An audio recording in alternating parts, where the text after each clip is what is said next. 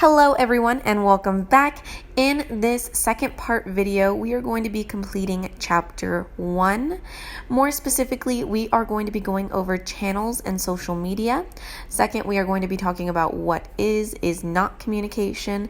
And then lastly, we are going to be talking about communication competence. So let's go ahead and jump right in. All right, so let's go ahead and talk a little bit more about channels and social media. Let's start off with richness. So richness, they are messages that carry an abundance of nonverbal cues that add clarity to a verbal message. And so then we also have leanness. And leanness, they're messages that carry less information due to a lack of nonverbal communication cues. And so let's go ahead and look at these examples. So we have different channels. Here's different channels listed right here. So channels would include text, voice, audio, visual, and then also in person. As you can see, it goes from lean messages all the way over to rich messages. So lean messages would include emails, texting, letters, online posts. Or like, let's say again, if I just put up the PowerPoint, that's going to be very lean in nature. And so, because it doesn't provide that additional context of me being like, hello, hi there. It's just the text in itself, and you may interpret it a certain way, and another student may interpret it a completely different way. And then you have voice, which is a little bit leaner. So if, for instance, I did this with just a voiceover, it would be better for some of you because, again, you can listen to me. You don't necessarily need to watch the video, but you can listen to me on the car ride to somewhere else, to work, and so on and so forth. And it does make the message a bit more rich in nature. And then following that is audio visuals, so such as video conferences, Skype, and then finally we have in person. And so this is the richest of them all, having that face-to-face interaction, students being able to stop me and be like, Cecilia, wait, stop, hold up. And then you're also able to see me kind of move around the classroom. It's different. Let's just be completely honest. Having a class online is different than seeing each other face to face. It is a bit more difficult. It's more challenging for all of you. It's definitely more challenging for all of us. It's challenging for everyone involved. And so y'all are doing great. Let me just say that you all are doing wonderful, but there is a difference between lean messages and rich messages, and the different channels that we use can make a huge difference in how people interpret those messages. So let's go ahead and move on to some insights in regards to the transactional communication model. So let's jump back to the transactional communication model. So first and foremost, sending and receiving are simultaneous. Remember, you are giving me feedback constantly. Second, meaning exists in and among people. It's up for interpretation. Third, environment and noise, they definitely affect the communication that's taking place. Imagine sitting in, like, there are 500 students in the class versus 12 students in your class. Do you think the communication is going to be a bit different? Probably, right?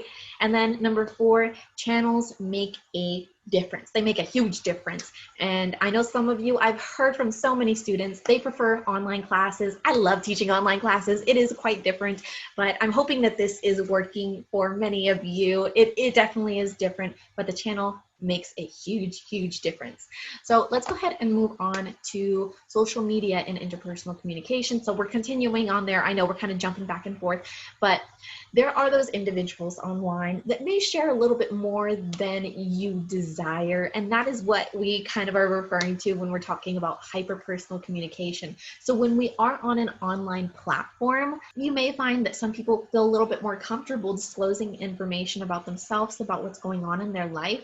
And this is where we have hyperpersonal communication. So hyperpersonal communication specifically is accelerating the discussion of personal topics and relational development beyond what normally happens in face-to-face interactions.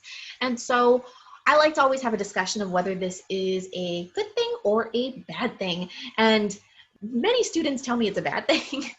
Because, you know, things may move a bit too quickly. But then I've also had students who have said, no, it can be a good thing because, again, you can find people who share similar interests to you. Dating online now is very, like, it's a very big thing.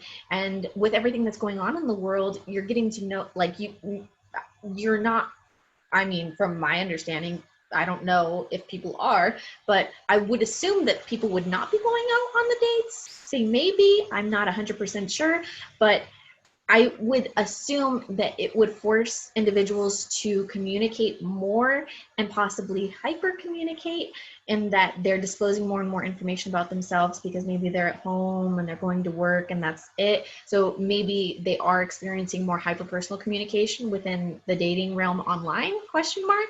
See, this would be such a fun discussion to have with all of you, and I'd be like, tell me more. But hyper personal communication definitely does exist in an online platform, especially in spaces that you do feel a little bit more comfortable with. Some of you might think, yeah, Facebook is not your diary, whereas other people are like, just tell everybody how you feel. It's all good. But just know that here's a different perspective on it. Know that some people may not have those close, tight-knit relationships where they can disclose information, so they may find comfort online. So that's kind of a different perspective on this idea of hyperpersonal communication. So let's go ahead and move on and talk about what is communication versus what communication is not. So communication includes these 5 principles. So first, it is transactional, right? It goes back and forth. It is transactional, and it is a process. So it goes back and forth. So think about a cashier giving you or you giving money and then the cashier giving you your products. Like, it goes back and forth. It's transactional. 2, it can be intentional or unintentional, which we've already discussed. 3, it is irreversible. I love the example that was provided in the text. It talks about how basically communication is like a tube of toothpaste. And so once you take out the toothpaste and you put it on your toothbrush, you can't put the toothpaste back inside of the little tube exactly how it was. So, and that's very similar to communication. Once that information is out there, it's out there. You can't change it. You may apologize for it, but it's not the same. You can't completely take it back. And that's the same with the internet, right? When you put information online, there's no saying that somebody else doesn't have that bit of information or that video of you or that tweet that you posted and so on and so forth. So it's irreversible. Number 4, it's unrepeatable. No class that I have ever taught has ever been the same, and it's been the same content, right? And of course, I change it up based off of the class, based off of the environment, but it's not the same. And so think of every communication encounter that you have. It's never going to happen again. No matter how hard you try, it's just not the same, whether it is the feeling, the tone of the conversation, or the people in themselves. Remember, each person is so unique. It's unrepeatable to have the same communication interaction with others. It's not the same. And then number 5, it has a content dimension and a relational dimension as well. So I could just easily say, for instance, I'm fine, right? That's like the content, like that's just the most basic. It's looking at the words in themselves, but then there's a relational aspect to it. There's meaning behind those words based off of the relationship that you have with that person. I hope that makes sense, right? So let's go ahead and move forward in regards to communication misconceptions. So what is communication not? So we talked about what communication is. Let's talk about what communication is not. So not all communication seeks understanding. We don't need to know everything necessarily about everything. And some people believe that you need to understand everything. And that's not always the case.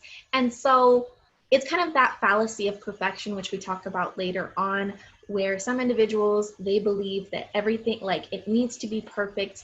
There needs to be a meaning to every single thing. And that may not always be the case. And that's what we're kind of referring to when we're talking about the idea that not all communication always seeks understanding. And then number 2, more communication is not always better. Sometimes people need their space.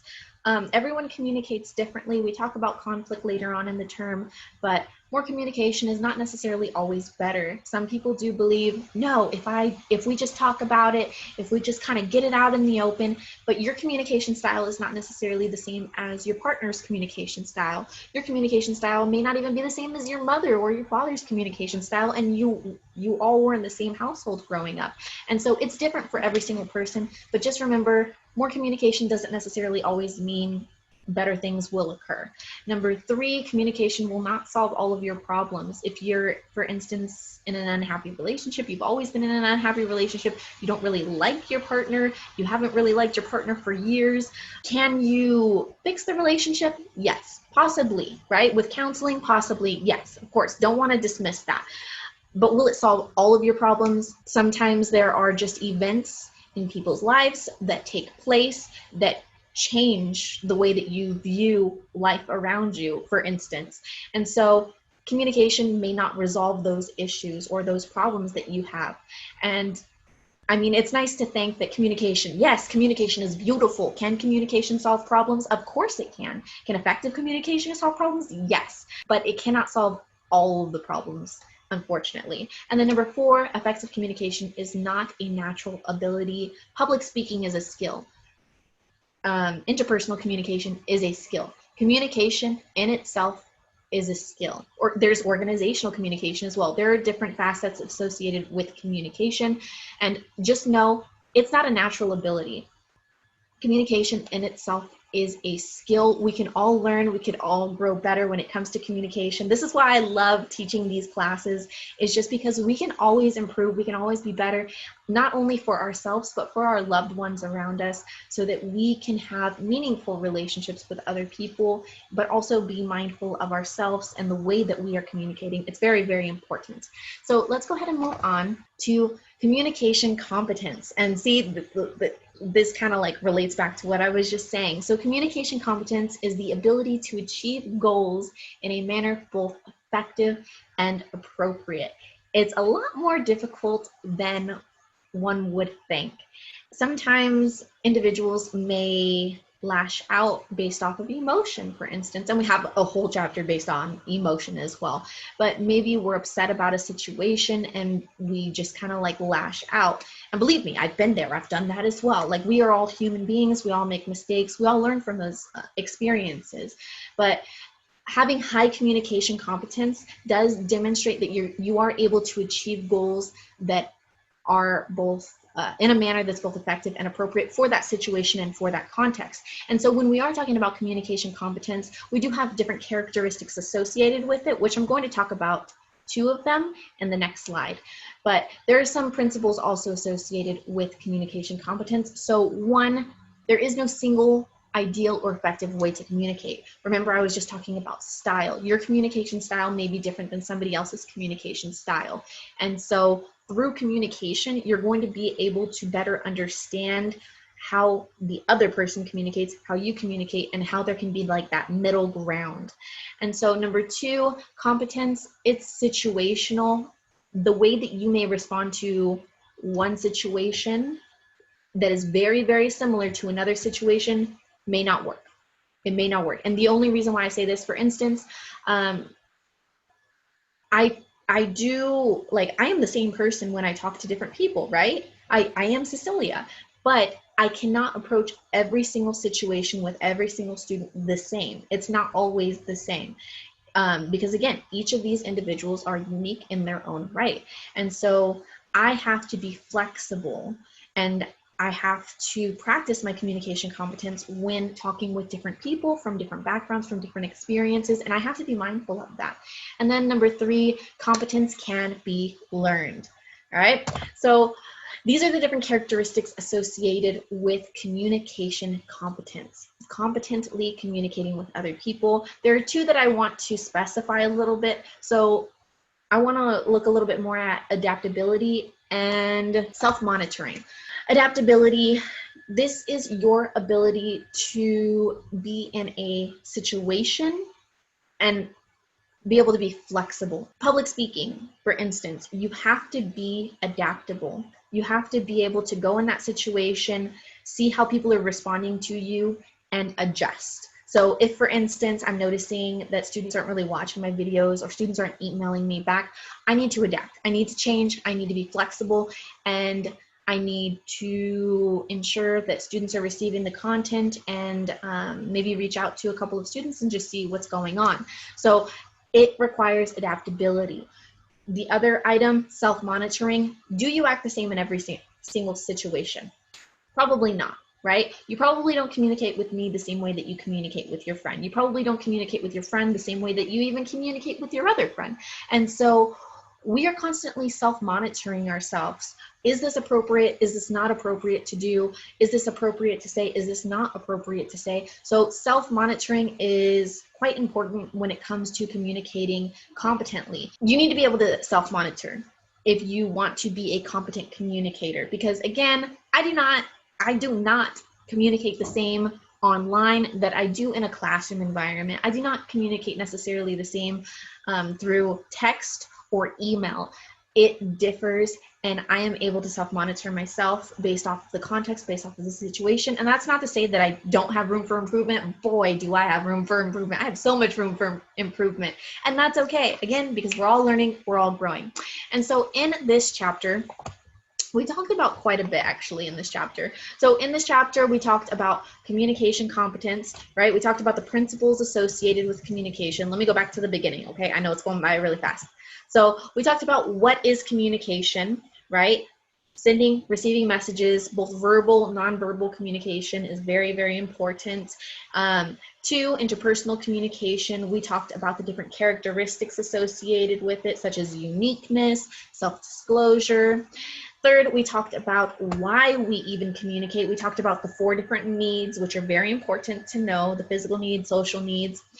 Number 4, we talked about the transactional communication model and the 7 elements associated with it. Next, we talked about channels and social media. We talked about rich messages versus lean messages.